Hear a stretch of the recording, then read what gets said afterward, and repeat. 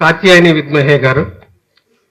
వారి విమర్శతో వారి ప్రయాణం ఒక విధంగా వారి ప్రయాణం కంటే కూడా విమర్శనాత్మక ప్రక్రియ వికాసంలో వారి భాగస్వామ్యాన్ని గురించి మనం పరిశీలించవచ్చు. మామూలుగా వాళ్ళు మార్క్సిస్ట్ సిద్ధాంత పరిమితి నుంచి ఒక స్వేచ్ఛగా తప్పుకొని స్త్రీవాద సాహిత్యానికి, స్త్రీవాద సృజన సాహిత్యానికి తనదైనటువంటి ఒక కొత్త కోణంలో నుంచి ఎట్లా ఆ సాహిత్యాన్ని పరిశీలించవచ్చు అని అనడానికి వారి రాసినటువంటి సాహిత్యాకాశంలో సగం అనేటువంటి వ్యాస సంపుటి చదివితే చాలు, దానికి సాహిత్య అకాడమీ అవార్డు వచ్చింది.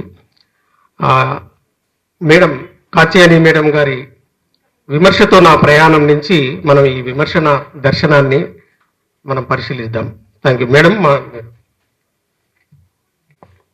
అధ్యక్షులు రఘు గారికి, వేదిక మీద ఉన్న సహా విమర్శకులకు, ముందు ఉన్న అధ్యాపక మిత్రులు, విద్యార్థి మిత్రులు, ఉస్మానియా యూనివర్సిటీ నిర్వహిస్తున్న ఈ సదస్సులో పాల్గొంటున్నటువంటి వాళ్ళందరికీ నమస్కారం. విమర్శతో నా ప్రయాణం అనే అంశం మీద నన్ను మాట్లాడమన్నారు.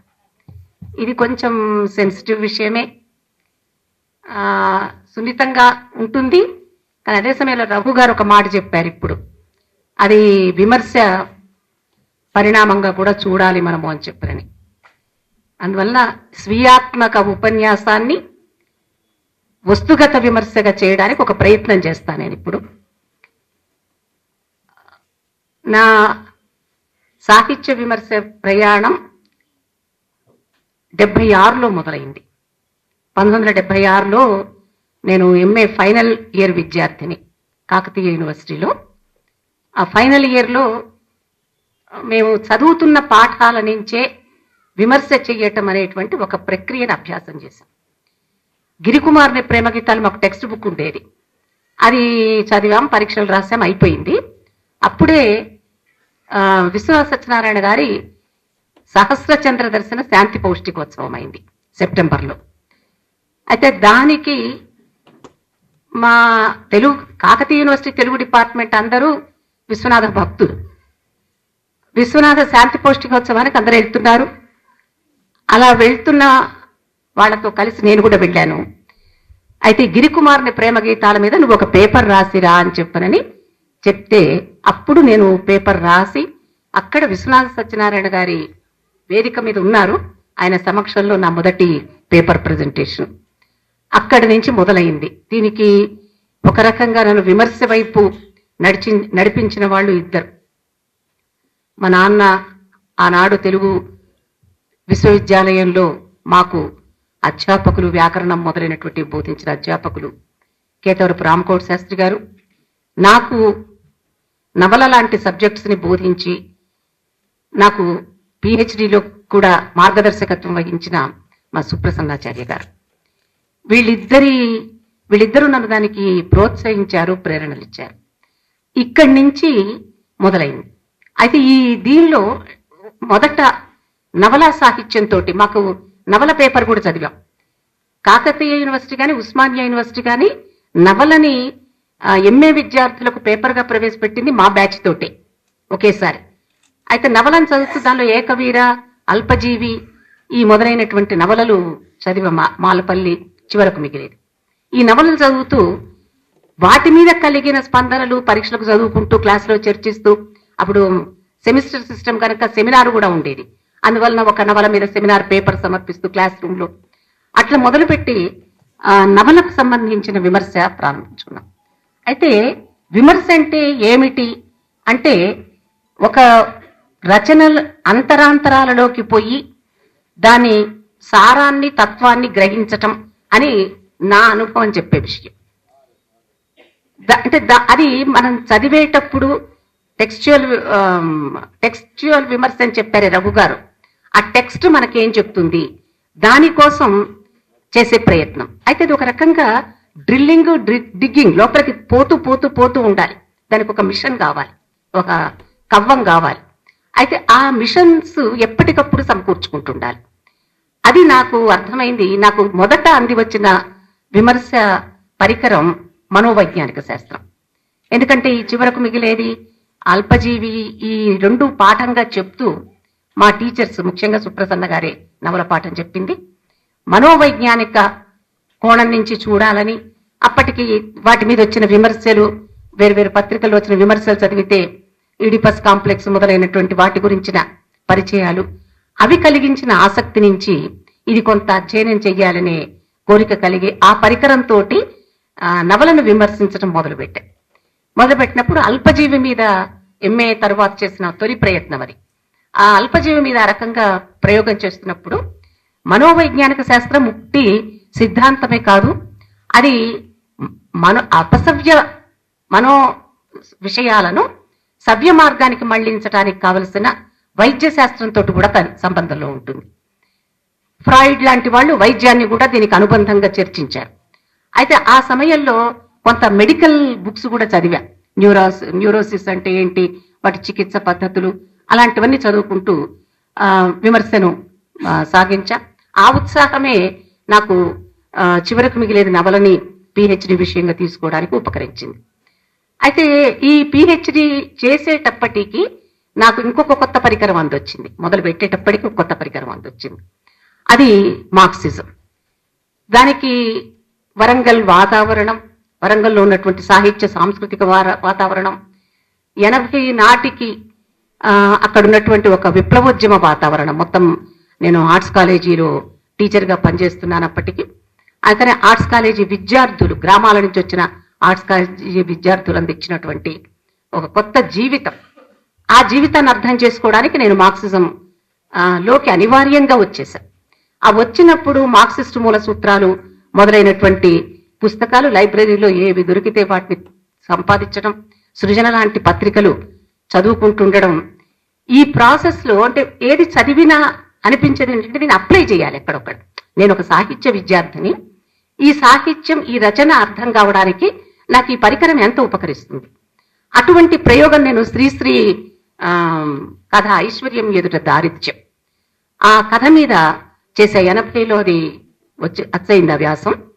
అంటే మార్క్సిస్ట్ మూల సూత్రాలు చదివి ఈ మూల సూత్రాల అవగాహన నుంచి ఒక కథను ఎట్లా అర్థం చేసుకోవచ్చు అనే దానిని దానిలో రాశాను. అయితే అప్పటి నుంచి మార్క్సిజం నాకు ఒక టూల్ అయింది. అది అంటే ఒక ఉత్సాహం కూడా వస్తుంది. మనకి ఏమవుతుందంటే ఒక మార్గంలోకి మనం పోయాక అంతకు ముందు కంటే టెక్స్ట్ ఇంకా కొత్తగా అర్థమవుతున్న కొద్దీ ఈ మార్గం యొక్క ఔచిత్యం, సముచితత్వం అర్థమవుతూ ఉంటాయి. ఆ రకంగా ఆ అధ్యయనం కొనసాగుతున్నప్పుడు చివరకు మిగిలేదని అందుకనే నేను మానసిక సామాజిక కోణం నుంచి చూసి, అంటే మన మనస్సుకి ఒక సామాజికమైన పరివారం కూడా, పర్యావరణం కూడా ఉంటుంది. ఎందుకంటే మనుషులు తయారు కావడం, మనస్సులు తయారు కావడం, ఆలోచనలు తయారు కావడం అవి నిరపేక్షమైనటువంటి అంశాలు కావు. సమాజంలో మనం పుట్టి పెరిగిన పరిస్థితులు ఇవన్నీ కూడా కారణమవుతాయి. అంటే ఆ రకంగా మార్క్సిజం ఇచ్చింది ఏమిటంటే సాహిత్యాన్ని నువ్వు సామాజిక సంబంధాల నుంచి చూడు. సాహిత్యాన్ని సాహిత్యంగా కాదు చూడవలసింది. సాహిత్యం అంటే జీవితం. ఈ జీవితాన్ని మానవ సంబంధాల నుంచి, సామాజిక సంబంధాల నుంచి అధ్యయనం చేయడం. ఆ అధ్యయనం చేసే ప్రాసెస్ లో చివరకు మిగిలేదని అర్థం చేసుకోవడానికైనా వీటన్నిటికీ ప్రయత్నం జరిగింది. అట్లా మార్క్సిజం వదిలేసి స్త్రీవాదంలోకి రాలేదు, కానీ మార్క్సిజం కొనసాగుతూనే స్త్రీవాదం. ఎందుకంటే సాహిత్యానికి అర్థం చేసుకోవడానికి నా దగ్గర ఎన్ని పరికరాలు వీలైతే అన్ని పరికరాలు తీసి పెట్టుకోవాలి మనం ఎవరమైనా. అంటే ఒక్క పరికరం సరిపోతుందిలే, జీవితకాలం దీంతోటే పనిచేస్తామంటే అది మనం సమాజంతో కలిసి ఉన్నట్లు కాదు, సమాజం గమనాన్ని అనుసరిస్తూ పోతున్నట్లు కూడా కాదు. అక్కడ సమాజంతో నడవాలంటే మనం ఎప్పటికప్పుడు వచ్చేటువంటి కొత్త పరికరాలను తీసుకోవడం, ఆ పరికరాల సహాయంతో సాహిత్యాన్ని అధ్యయనం చేయడం, అదొక పెద్ద అభ్యాసం, అదొక పెద్ద ఆనందం కూడా. నేనైతే ప్రతి సందర్భాన్ని చాలా ఎంజాయ్ చేస్తూ వచ్చా. అబ్బాయి ఎందుకు వచ్చానరా ఈ విమర్శ రంగంలోకి అని ఏ రోజు నాకు అనిపించలేదు. ఎక్కడైతే నా స్వీయ ఆనందం కూడా ఉంది. తర్వాత నేను ఆ రచన గురించి, ఆ రచయితని కొత్తగా తెలుసుకోగలిగా, కొత్తగా పరిచయం చేయగలిగా నా సాహిత్య విద్యార్థులకు అనేటువంటి ఒక ఆనందం, సంతృప్తి కూడా ఉంది. అయితే నేను మార్క్సిజాన్ని గురించి చూస్తూనే 85 ఒక టర్నింగ్ పాయింట్ మన చరిత్రలో. 85 వరకు అంతర్జాతీయ మహిళా దశాబ్దం గడిచింది. అంతర్జాతీయ మహిళా దశాబ్దం మాకు ఒక కొత్త చైతన్యాన్ని ఇచ్చింది. ముఖ్యంగా యూనివర్సిటీస్ లో ఉమెన్ స్టడీస్ ప్రారంభమైంది అప్పుడే 82లో. 81లో బాంబే యూనివర్సిటీలో అక్కడ సెమినార్ జరిగింది. మహిళా కోణాన్ని మన యూనివర్సిటీ అధ్యయనాల్లోకి ఎట్లా ప్రవేశపెట్టాలి, సాహిత్యాన్ని కానీ, చరిత్రను కానీ, సామాజిక శాస్త్రాలను కానీ మనం ఎట్లా ఉమెన్ కోణం నుంచి చదవాలి, ఉమెన్ కోణం నుంచి వాటిని సమగ్రం చేయాలి అనేటువంటి దాని మీద ఇన్నోవేటివ్ ప్రోగ్రాంలు జరుగుతున్నటువంటి కాలంలో మేము స్త్రీ జనాభ్యుదయ అధ్యయన సంస్థ అని ఒక సంస్థను ఏర్పరచుకున్నాం 1982లో. విశ్వవిద్యాలయ అధ్యాపకులం కొంతమంది రీసెర్చ్ స్కాలర్స్ అలా కలిసి. అంటే సమాజాన్ని చదవడం, సాహిత్యాన్ని చదవడం, ఈ రెండు సమాంతరంగా జరగవలసినటువంటి విషయాలు. సమాజంలో స్త్రీల సమస్యల మీద పనిచేయడం, సాహిత్యాన్ని అర్థం చేసుకోవడానికి స్త్రీలకు సంబంధించిన స్త్రీ కోణానికి సంబంధించిన థియరీస్ ఏవైతే అభివృద్ధి చెందాయో, ఏ స్త్రీవాదం అయితే అభివృద్ధి చెందిందో దాన్ని వాడుకోవడం. ఈ ప్రాసెస్ లో 86 తరువాత సాహిత్యంలో మహిళల గురించినటువంటి అధ్యయనం వైపుకి నా దృష్టి మళ్ళింది. అయితే ఆ మళ్ళినప్పుడు మాకు ఉపయోగించినవి ఏమిటి? మనకు భారతీయ పరికరాలు, భారతదేశంలో కుశాంబి రాసినటువంటి చరిత్ర గ్రంథాలు, చరిత్రకు సంబంధించినటువంటి అనుభవాలు గ్రంథాలు, ఇరావతి కార్వే రాసినటువంటి యుగాంతం, ఇలాంటివన్నీ సాహిత్యాన్ని, చరిత్రని ఎట్లా అర్థం చేసుకోవాలో ఒక వెలుగును, ఒక చూపునిచ్చాయి.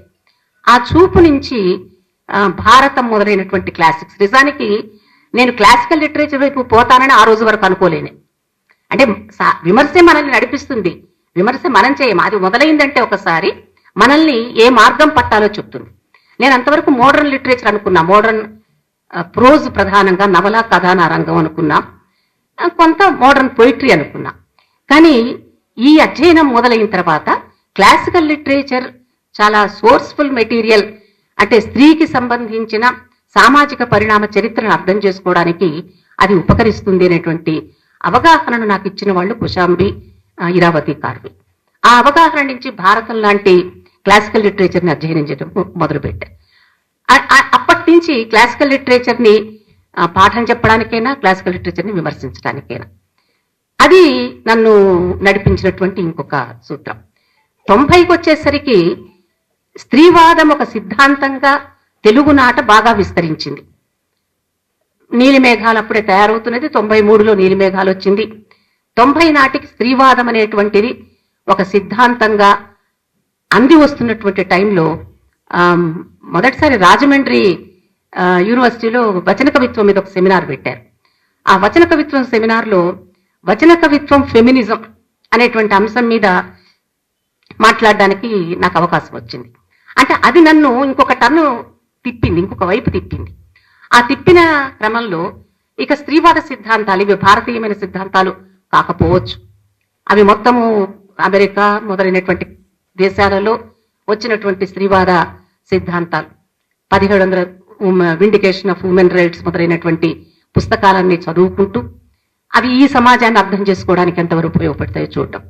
ఒక ఇంటర్వ్యూలో, నేను రీడర్ ఇంటర్వ్యూలో పోసినప్పుడు ఒక ఎక్స్పర్ట్ అడిగారు, ఎందుకమ్మా ఈ స్త్రీవాదం, విదేశీ వాదాలన్నీ తీసుకొచ్చి మన తెలుగు సాహిత్యానికి అప్లై చేస్తావు, అందుకని అవి తీసుకురాకు, నువ్వు వేరే చదువుకో అని చెప్పారు నాకు. చెప్తే నేను ఆ ఇంటర్వ్యూలో చెప్పా, సిద్ధాంతం అక్కడి నుంచి రావచ్చు, కానీ స్త్రీలు ఇక్కడ కూడా ఉన్నారు కదా, ఈ స్త్రీల సమస్యను అర్థం చేసుకోవడానికి నాకు ఎక్కడి పరికరాలు ఉపయోగిస్తే ఆ పరికరాలనే తెచ్చుకోవాలి కూడా మనం అని ఆ రోజున ఇంటర్వ్యూలో చెప్పాను. అది కొనసాగించాను కూడా తర్వాత. అందుకని ఆ సిద్ధాంతపు వెలుగులో ఇక రాసినప్పుడు క్లాసికల్ లిటరేచర్ని స్త్రీవాద కోణం నుంచి చూడొచ్చు అనేటువంటిది ఒకటి. నుంచే నేను ప్రాచీన సాహిత్యం, స్త్రీవాద దృక్పథం అని ఒక వ్యాస సంకలనం కూడా తర్వాత ప్రచురించాను. అయితే ఇది 90ల నుంచి ఇది నడుస్తూ ఉంటే 2000 నాటికి ఇంకొక టర్న్ వచ్చి, ఆ 2000 నాటికి వచ్చినటువంటిది ఏమిటంటే స్త్రీల సాహిత్యాన్ని, అంటే స్త్రీల కోణం నుంచి, స్త్రీవాద కోణం నుంచి పురుషుల సాహిత్యాన్ని, ప్రాచీన సాహిత్యాన్ని చదవడం సరే, అసలు మార్జినలైజ్ చేయబడుతున్నటువంటి, ఉపాంతీకరించబడుతున్నటువంటి స్త్రీల సాహిత్యం సంగతి ఏమిటి అనేటువంటి ఒక కొత్త ప్రశ్న వచ్చింది. అంటే మన గురించి మనం రాసుకోవాలి కదా, మన గురించి మనం నేర్చుకోవాలి కదా, మనం మర్చిపోయిన వాళ్ళని తీసుకొచ్చి కేంద్రంలో స్థాపించుకోవాలి కదా. అది స్త్రీగా నా బాధ్యత, స్త్రీగా ఒక స్త్రీవాద విమర్శకురాలిగా నా బాధ్యత అని ఆనాటి చరిత్రే చెప్పింది. అదేమి నా ప్రత్యేకత కాదు, మా సమకాలం చెప్పింది. అది ఆ సమకాలం చెప్పింది అందిపుచ్చుకోవడం ఒకటే నేను చేసినటువంటి పని.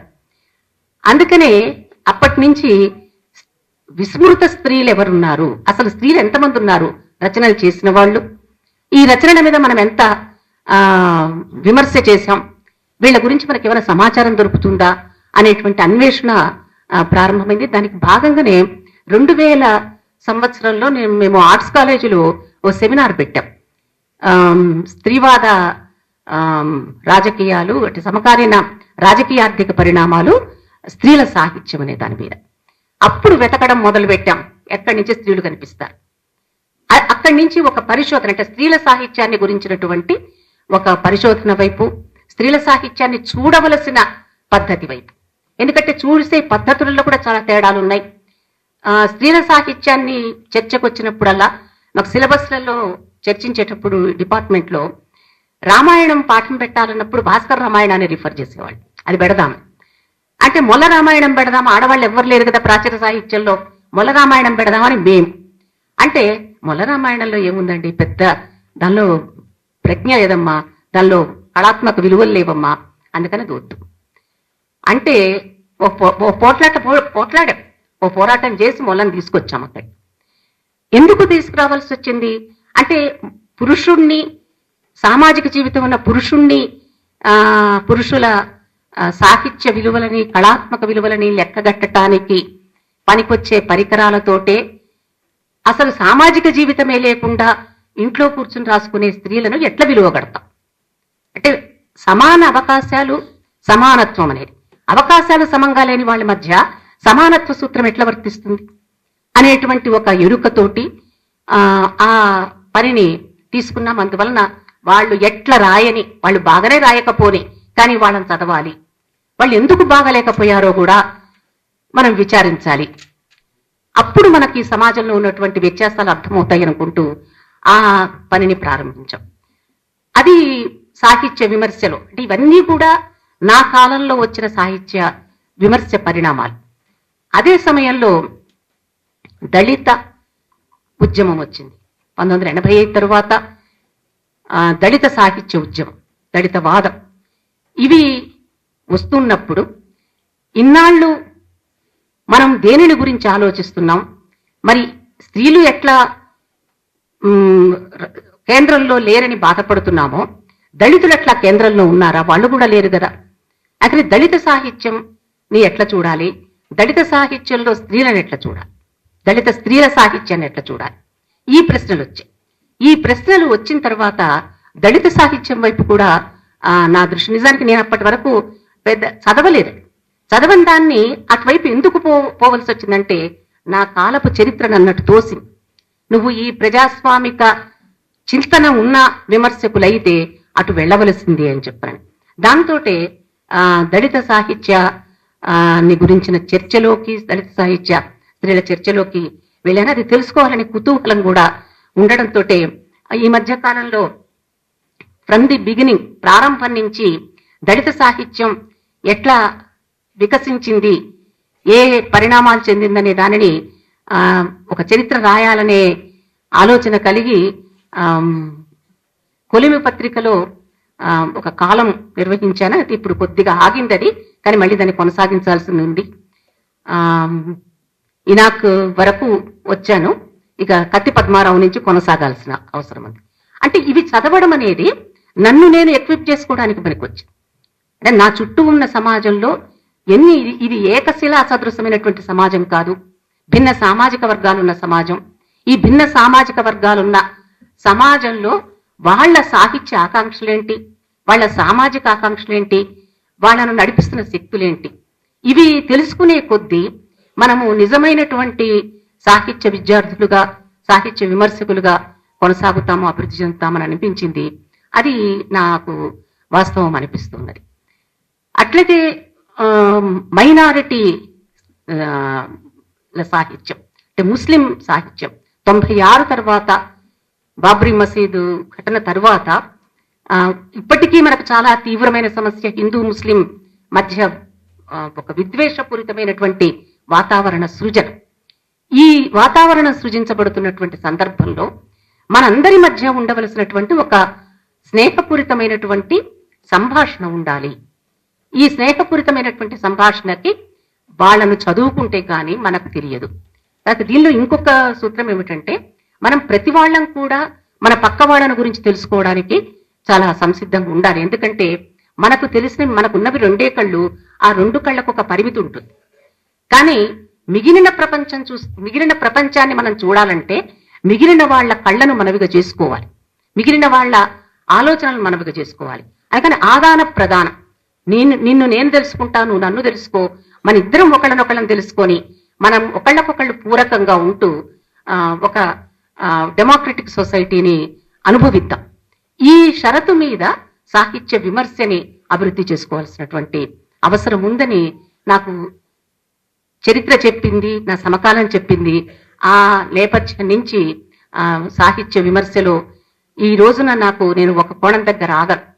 మిగిలిన అన్ని కోణాలను పట్టించుకోవడానికి, ఆ సాహిత్యాన్ని చదవడానికి, ఆ నేపథ్యాలను అర్థం చేసుకోవడానికి ప్రయత్నిస్తూ ఉంటాను. అంటే ఈ రోజున ప్రధానంగా స్త్రీల సాహిత్య పరిశోధన మీద దృష్టి కేంద్రీకరించా నేను. ఈ మధ్య కాలంలో కిందటి సంవత్సరం తొలి అడుగులు అనేటువంటి పుస్తకం వేశాను.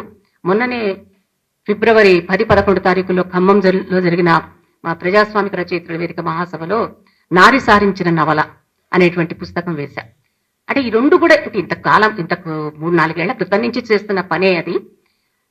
ఆ పని ఏం చేసిందంటే ఇంతవరకు నాకు తెలియని స్త్రీలను తెలుసుకునేటట్లు చేసింది.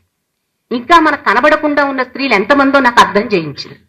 ఆ స్త్రీల కోసం మనం ఇంకా వెతకాల్సిన పనే ఉందనేటువంటి పని మన ముందే ఉందన్న విషయాన్ని అర్థం చేసింది. అక్కడే ఆ వైపుగా స్త్రీల సాహిత్యాన్ని నిర్మించుకునే దశగా విమర్శ కొనసాగుతున్నది. అయితే ఈ విమర్శలో ఈ రోజున మనకి చరిత్రని నిర్మించుకోవడం, సమాజాలని, సమూహాలను నిర్ధారించుకోవడం, దీంతో పాటు ఇంకొక విషయం కూడా ఏమంటే నేను అనుకుంటాను, మనందరం విమర్శకులము, టీచర్లందరూ ముఖ్యంగా విమర్శకులే. ఎందుకంటే మనం క్లాస్ రూమ్ పాఠమే ఒక విమర్శ. ఒక టెక్స్ట్ మొదలు పెట్టామంటే ఆ టెక్స్ట్ లో ఉన్న మంచి చెడుల విశ్లేషణ, దాని అంతరాంతరాలను నిరూపించడం. అయితే నాకు అనిపించేది ఏంటంటే, మేము పాఠం చెప్పేటప్పుడు నాకు ప్రతిదీ ఒక విమర్శ వస్తువు అయ్యేది. 82లో రాబందులు రామచిలుకల నవల పాఠం చెప్తే దాని మీద వెంటనే విమర్శ రాశాం నేను. అట్లా నాకు కాళహస్తి నత్కీరుడి చరిత్ర ఇటువంటివి. మీరందరూ కూడా ఆ ప్రయత్నంలో ఉంటే అందరూ చాలా మంచి విమర్శకులు అవుతారు. మన సమకాలపు అవసరాలు, ప్రాచీన కాలపు సాహిత్యాన్ని వర్తమానం నుంచి ఎట్లా అర్థం చేసుకోవాలి, వర్తమాన విలువల నుంచి ఎట్లా అర్థం చేసుకోవాలి, వర్తమాన సమాజం మోర్ డెమోక్రటిక్ గా ఉండడానికి ఆ సాహిత్యాన్ని మనం ఎట్లా వ్యాఖ్యానించాలి, ఆ వ్యాఖ్యానం పైనుంచి చేసేది కాదు, ఆ లోపలే ఉంది వ్యాఖ్యానం చేయడానికి కావలసిన మూల సూత్రాలు, ముడిసరుకు దానిలోనే ఉంది. ఆ ముడిసరుకును గుర్తించటమే మనం ఇప్పుడు చేయాల్సిన పని.